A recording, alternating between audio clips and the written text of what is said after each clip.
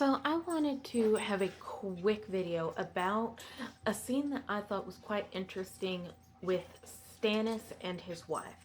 So you see them and they're in this room and they're talking about babies and children, and she's really disappointed in Shireen, their only surviving child, a daughter. And in the background you see these glass jars with babies at varying gestational ages. And I found that very, very creepy. Why would you keep those babies in the various gestational stages in what I would assume is something close to formaldehyde?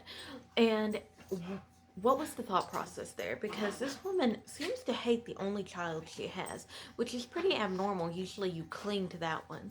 But of course, I'm sure she's in the mindset of, oh, it's not a girl, so it's not worth anything. But I found it interesting that Stannis didn't really look at them. He kept looking at his wife. So I wonder how creepy he found that. And I'm wondering if that's going to have any role to play with Melisandre, because to me, there's no reason to have kept them other than to use them for some ill-gotten purpose. And I'm curious to see how that will play out, because it was just one of the weirdest things. So far, you haven't seen anything like that in Game of Thrones or in House of the Dragon, because I have watched House of the Dragon. It's been about 2 years, but I have watched it.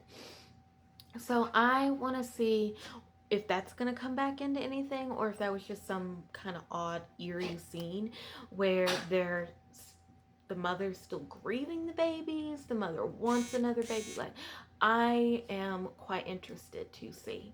But I just noticed that and it kind of stuck with me.